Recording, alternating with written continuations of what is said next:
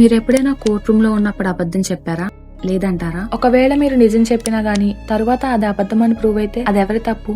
మీ మెమరీదా? అవును, వినడానికి స్ట్రేంజ్ గా అనిపించినా గానీ ఇదే నిజం. 1970లో ఎలిజబెత్ లాఫ్టస్ అనే సైకాలజిస్ట్ హ్యూమన్ బ్రెయిన్ కళ్ళతో చూసిన విషయాలను ఎంత క్లియర్ గా గుర్తించుకోగలదని తెలుసుకోవడానికి ఒక ఎక్స్పెరిమెంట్ అయితే చేశారు. ఈ ఎక్స్పెరిమెంట్ లో తెలిసిన షాకింగ్ విషయం ఏంటంటే హ్యూమన్ బ్రెయిన్ మెమరీస్ ని ఒక క్లియర్ రికార్డింగ్ లో స్టోర్ చేసుకోలేదు. మనం గుర్తు చేసుకున్న ప్రతిసారి అది చేంజ్ అయిపోతూ ఉంటుంది. ఈ ఎక్స్పెరిమెంట్ కేవలం ఒక ల్యాబ్ ట్రిక్ అనుకోవద్దు. దీనికి రిలేటెడ్ గా ఒక రియల్ ఇన్సిడెంట్ జరిగింది. అది వీడియో ఎండింగ్ లో చెప్తా, సో వీడియో స్కిప్ చేయకుండా ఎండ్ వరకు చూడండి. ఎక్స్పెరిమెంట్ స్టార్టింగ్ లో డాక్టర్ ఎలిజబెత్ ఒక కార్ యాక్సిడెంట్ వీడియోను కొంతమంది పార్టిసిపెంట్స్ కు చూపించి వాళ్ళను కొన్ని గ్రూప్స్ గా డివైడ్ చేస్తారు. ఆ తరువాత ఒకే క్వశ్చన్ ను డిఫరెంట్ ఇంటెన్సిటీస్ ఉన్న వర్డ్స్ యూజ్ చేసి ఒక్కొక్క గ్రూప్ ని అడగడం స్టార్ట్ చేస్తారు. ఫర్ ఎగ్జాంపుల్, వీడియోలో 2 కార్లు హిట్ చేసుకున్నప్పుడు ఎంత స్పీడ్ లో వెళ్తున్నాయి, 2 కార్లు స్మాష్ అయినప్పుడు ఎంత స్పీడ్ లో వెళ్తున్నాయి, 2 కార్లు కాంటాక్ట్ అయినప్పుడు ఎంత స్పీడ్ లో వెళ్తున్నాయి, ఇలా హిట్, కాంటాక్ట్, స్మాష్ అనే డిఫరెంట్ ఇంటెన్సిటీస్ ఉన్న పదాలు యూజ్ చేసి క్వశ్చన్ అడిగినప్పుడు స్మాష్ అనే వర్డ్ విన్న గ్రూప్ ఆఫ్ పార్టిసిపెంట్స్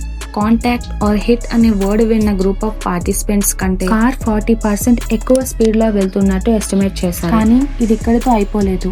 1 వీక్ తర్వాత డాక్టర్ ఎలిజబెత్ వాళ్ళను మళ్ళీ పిలిచి ఆ కార్ యాక్సిడెంట్ వీడియోలో కార్ అద్దం పగలడం ఏమైనా నోటీస్ చేశారా అని అడుగుతారు. అప్పుడు స్మాష్ అనే వర్డ్ విన్న గ్రూప్ ఆఫ్ పార్టిసిపెంట్స్ లేని బ్రోకెన్ గ్లాస్ ను చూస్తున్నట్టు చెప్తారు. అంటే ఆ పార్టిసిపెంట్స్ స్మాష్ అనే ఇంటెన్స్ వర్డ్ వినడం వల్ల ఆ కార్ ఇంకా స్పీడ్ గా వెళ్ళినట్టు అండ్ ఆ యాక్సిడెంట్ ఇంకా తీవ్రంగా జరిగినట్టు ఎస్టిమేట్ చేసుకున్నారు. అందుకే వాళ్ళు లేని బ్రోకెన్ గ్లాస్ ను చూసినట్టు ఫాల్స్ మెమరీ క్రియేట్ చేసుకున్నారు. అండ్ దీనికి సంబంధించి ఒక రియల్ ఇన్సిడెంట్ జరిగింది. 1980s లో స్టీవ్ టైటస్ అండ్ అతని ఫియాన్సీ ఒక సినిమా చూసి ఇంటికి వెళ్తున్నప్పుడు పోలీసులు వాళ్ళని ఆపి ఒక రేప్ కేసుకు సంబంధించి సస్పెక్ట్ గా వాళ్ళని విచారిస్తారు. విక్టిమ్ ఇచ్చిన కార్ డీటెయిల్స్ మ్యాచ్ అవడంతో పోలీసులు అతనిపై అనుమానం పెంచుకుంటారు. ఫస్ట్ లో టైటస్ ను చూసినప్పుడు విక్టిమ్ అతనే ఖచ్చితంగా నేరస్తుడని ఐడెంటిఫై చేయలేకపోయింది. ఆమె అతను కావచ్చు కానీ ఖచ్చితంగా చెప్పలేనని చెప్పడం జరిగింది. కానీ పోలీసులు, ప్రాసిక్యూటర్లు అతనే నేరస్తుడని అన్నట్లుగా సజెస్టివ్ ఇంట్రాగేషన్ చేయడం వల్ల ఆమె ఫాల్స్ మెమరీ క్రియేట్ చేసుకుంది. తనకు మొదట గుర్తులేని విషయాలు కూడా క్లియర్ గా గుర్తుకు వచ్చినట్లు నమ్మింది. చివరికి ఆమె అతనే నేరస్తుడని స్ట్రాంగ్ గా సాక్ష్యం చెప్పింది. దీని వల్ల